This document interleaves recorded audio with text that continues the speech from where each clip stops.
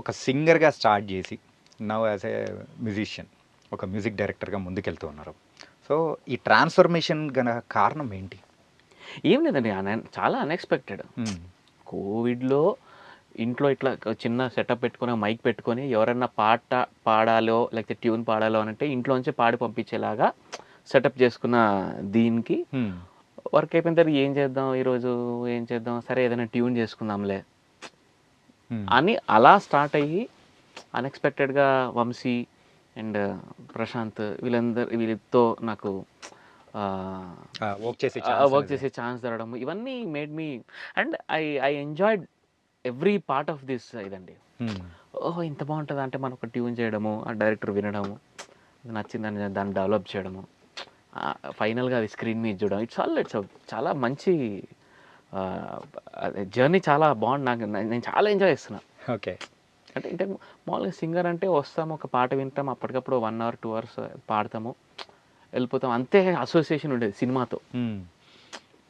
But ఇక్కడ డైరెక్టర్లు, assistant డైరెక్టర్లు, ప్రొడక్షన్, నేను నా దగ్గర మళ్ళీ కీబోర్డ్ ప్లేయర్స్, నా సింగర్స్తో, ఇది నా మ్యూజిషియన్స్తో, అందరితో ఇట్స్ చాలా ఎక్కువ పని. Okay. Which keeps us very busy. అది కూడా నాకు చాలా నచ్చింది. సో అందుకని ఇంకా అలా కంటిన్యూ అవుతున్నా. సో మీరైతే ఇదేం ప్లాన్ చేసుకోలేదు? అసలు నేను ఎప్పుడు మనం పాడిన పాట అట్లా థియేటర్లో చూసుకుంటే భలే ఉంటుంది అని అనుకున్నా, అంతే.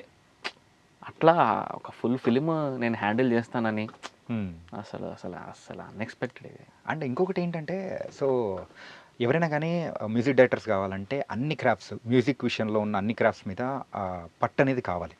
కాకపోతే మీరు ప్రోగ్రామింగ్ వైజ్ కానీ అన్నీ మీరు త్రూ ఆన్లైనే నేర్చుకొని ఇలా ముందుకెళ్ళిపోతున్నారు. అంతే అండి, ఇప్పుడు అట్లనే ఉంది కదండి. ఇప్పుడు అదే నాకు సర్ప్రైజింగ్ అనిపించింది అదనమాట మీ గురించి తెలుసుకునే విషయంలో మాత్రం.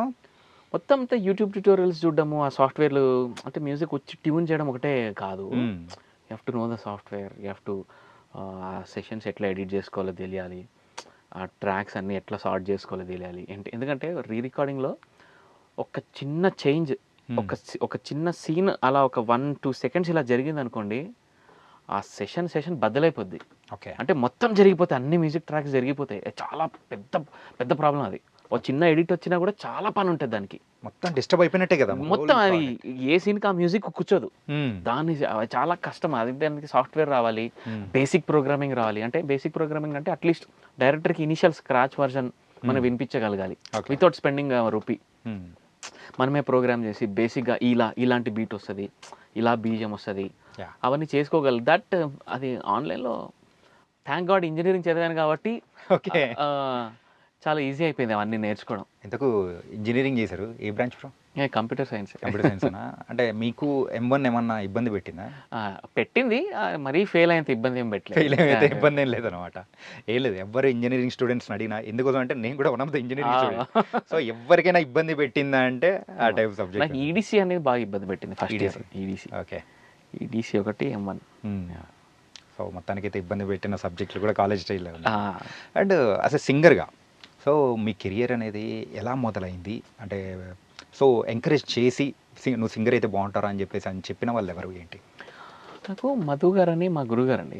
ఆయన దగ్గరే ఫస్ట్ నేను ఫిలిం మ్యూజిక్కి సంబంధించింది కానీ, లైట్ మ్యూజిక్, దాని ఎసెన్స్ అవన్నీ, అంటే నేను ఎక్కువ నువ్వు టాలెంటెడ్ అని చెప్పే వాళ్ళలో ఆయన ఫస్ట్. ఆయన ఓకే, నువ్వు చాలా ఈజీగా తీసుకుంటున్నావు, చాలా టాలెంట్ ఉంది, నువ్వు దీని మీద కాన్సన్ట్రేట్ చేస్తే you will become very big అని అప్పుడే చెప్పి మా అమ్మకి ఎంకరేజ్ చేయడము, దానివల్లనే I gave up my job and came to music. ఆయన చెప్పడం వల్లే, ఆయన ఎంకరేజ్ చేయడం వల్లే నాకు ఈ థాట్ వచ్చింది. లేకపోతే ఇది ఓన్లీ బేసిక్ పక్కకి సాటర్డే సండేలో ఏమన్నా వాడుకుందాంలే ఒక హాబీగా పెట్టుకునేవాడిని, కానీ ఆయన ఎంకరేజ్ చేయకపోయి ఉంటే అసలు. సో సూపర్, అలాంటి ఒక గురువు మన వెనకాల ఉన్నారంటే. మెంటల్గా చాలా మోటివేషన్, నువ్వు పాడుతావు, చాలా బాగుంటుంది నీ వాయిస్ అంటే చెప్తుంటే మనకి బాగా అనిపిస్తుంది. ఎంకరేజ్మెంట్ తెలియకుండానే మనకి, ఓహో అయితే మనం ట్రై చేయొచ్చు అనే ఒక ఇది, అంటే ఒక టాలెంట్ని ఫైండ్ అవుట్ చేయడం కష్టం అండి చాలా. అది ఆయన ఫైండ్ అవుట్ చేసి నన్ను ఎంకరేజ్ చేశారు. So because of him at least నేను ఎంటర్ అయ్యాను అట్లీస్ట్. Yeah okay. అండ్ మీరు బోల్డెన్ని సింగింగ్ కాంపిటీషన్స్లో కూడా పాల్గొన్నారు. అవును. సో సరిగమప అని చెప్పేసి సూపర్ సింగర్ కానీ సో తర్వాత తర్వాత అన్నీ వచ్చేసాయి. అవును. సో మీకు బాగా సాటిస్ఫాక్టరీ అని అనిపించి గుర్తింపు వచ్చిన ఒక మ్యూజిక్ ప్రోగ్రామ్ ఏంటి సార్? సరిగమపనే అండి. ఎందుకంటే అది ఎంత స్పెషల్ అంటే నాకు అస్సలు రూపాయి మ్యూజిక్ కూడా రాదు నేను పాడే టైంలో. 2008లో అసలు వాట్ ఈజ్ వాట్ కూడా తెలియదు. జస్ట్ పాట బట్టి కొట్టి అలా పాడడమే తెలుసు. నేను దాంట్లోనే సెమీఫైనల్ వరకు వెళ్ళా. ఓకే. అది ఎలా వెళ్ళానో ఏంటో ప్రతి ఎపిసోడ్లో నాకంటే వర్స్ట్గా ఇంకొక సింగర్ పాడేవాడు. పాపం అది బ్యాడ్ లక్. రోజు డేంజర్ జోన్లో ఈరోజు నేను హెల్మెట్ అయిపోతాను అనుకోవడం, ఏంటి ఇతను హెల్మెట్ అయింది, నేను నాకంటే వర్ష పడాడా అని అలా అలా అలా సేవ్ అవ్వకుండా so it gave lot and lots of confidence. దాని తర్వాతే నేను స్టార్టెడ్ లెర్నింగ్ మ్యూజిక్. ఎందుకంటే చాలా మందిని చూసాను, అమ్మో మ్యూజిక్ వస్తేనే మనం సస్టైన్ అవ్వగలుగుతాం, గుడ్డిగా పాట నేర్చుకొని ఉన్న పాట అయితే నేర్చుకుంటాం కానీ ఒక రికార్డింగ్కి వెళ్ళి కొత్త పాట ఇస్తే అది అప్పటికప్పుడు బాగా నేర్చుకొని పాడడం it's a very big thing. అది unless and until you don't have basics you can't do it. And యూజువల్గా అయితే మ్యూజిషియన్ ఫ్యామిలీ కాదు కదా బ్రో అస్సలు అలాంటి అంటే అలాంటి దానికి సంబంధమే లేకోకుండా ఉన్న ఫ్యామిలీ నుంచి అంటే నార్మల్ ఫ్యామిలీ నుంచి వచ్చి now you're in this position, మధ్యలో డాడ్ అయితే ఎందుకురా వద్దు జాబ్ చేసుకురా ఇట్లాంటి జరిగాయేమన్నా? అంటే మిడిల్ క్లాస్ ఫ్యామిలీస్ నుంచి వచ్చిన వాళ్ళం కదండి. దట్ టు ఒక లిటిల్ అర్బన్ ఎన్వైరన్మెంట్లో పెరిగిన వాళ్ళు, సిటీలో పెరిగిన వాళ్ళు. సో ఇవన్నీ అంతా మాకు అదర్ దాన్ చదువుకొని జాబ్ చేయడం కంటే వేరే వరల్డ్ ఐడియా ఉండదు మా పేరెంట్స్కి కూడా. మాకంటే ఇప్పుడైతే ఐ కెన్ నెక్స్ట్ జనరేషన్కి I can experiment, okay, I can give free. But వాళ్ళకి అది వాళ్ళ తప్పు కూడా కాదండి. బట్ ఇన్స్పైట్ ఆఫ్ దట్ నన్ను ఎంకరేజ్ చేశారంటే అసలు చాలా గొప్ప విషయం అది. అండ్ యాజ్ ఎ ప్లేబ్యాక్ సింగర్గా కూడా పిల్ల నువ్వు లేని జీవితం కానీ అండ్ తర్వాత వచ్చిన సాంగ్స్లలో కూడా అందరికి బాగా ఎక్కిన సాంగ్ మేఘం కరీనా. దానికైతే ఎంతమంది రీల్స్ చేశారు, పెడుతూనే ఉన్నారు, మన లెక్క లేనే లేదు. సో మీ జర్నీలో త్రూఅవుట్ జర్నీలో గుర్తుండిపోయే టాప్ 3 సాంగ్స్ మీరు పాడిన వాటిలో? ఫస్ట్ ఉయ్యాల జంపాలా,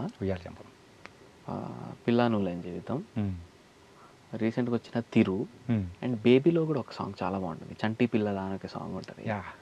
ఆ సాంగ్ కూడా చాలా చాలా బ్యూటిఫుల్ సాంగ్ అది. అదొకటి ఉన్నాయండి. అంటే కాకి అనకే ఫిలిం ఉంది కార్తీది, దాంట్లో ఒక 2 సాంగ్స్ పాడాను. దాంట్లో లాలీ లాలీ అని ఒక బ్యూటిఫుల్ సాంగ్ ఉంటుంది. లాలీ లాలీ లాలీ లాలీ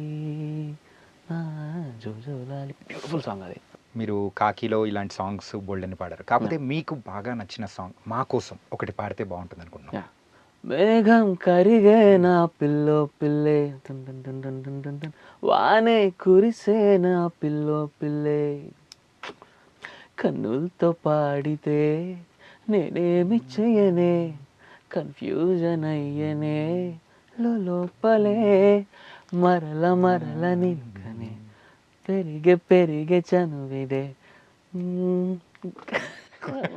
లిరిక్స్ లో చాలా వర్స్ట్ బాబోయ్, నో ప్రాబ్లం, బట్ చూసి కూడా తప్పు ఆడుతుంటాను. బట్ ఇక్కడ వరకు అయితే మేనేజ్ చేయగల. అండ్ ఈ పాట చాలా చాలా ఛాలెంజింగ్ సాంగ్ అండి. నాట్ జస్ట్ మ్యూజికల్గా మంచిగా పాడడం కాదు, ఆల్రెడీ నేను విన్నది అప్పుడు నాకు ధనుష్ వర్జన్ అనిపించారు. ఓకే, అంటే ఒక యాక్టర్ పాడడం అనేది దాన్ని డీకోడ్ చేసి మళ్ళీ ఒక సింగర్ పాడడం అనేది చాలా పెద్ద కష్టం. ఓకే, ఎందుకంటే వాళ్ళు చాలా ఫ్రీగా వేగం కరుకాత పెన్నే పెన్నే అని స్టైల్ ఉంటుంది. అది దాని తెలుగులోకి చేయాలంటే అసలు చాలా ప్రాబ్లం అది. ఓకే, కన్నులతో పాడితే నేను సింగర్ని, నేను యాక్టర్ అని గుర్తు చేసుకొని పాడాలి నేను. ఓకే, నేను కన్నులతో పాడితే అట్లంటే వెళ్ళదు పాట. నేనేమి చెయ్యనే అంటే అవ్వదు అది. కన్నులతో పాడితే నేనేమి చెయ్యనే, ఇవన్నీ పెట్టాలి. ఓకే, మీరు కూడా ఆ సెన్స్ లోకి వెళ్ళిపోవాలి. అసలు వెరీ డిఫికల్ట్ సాంగ్ అది. నేను పాడిన వాటిల్లో టుక్ లాట్ ఆఫ్ టైం.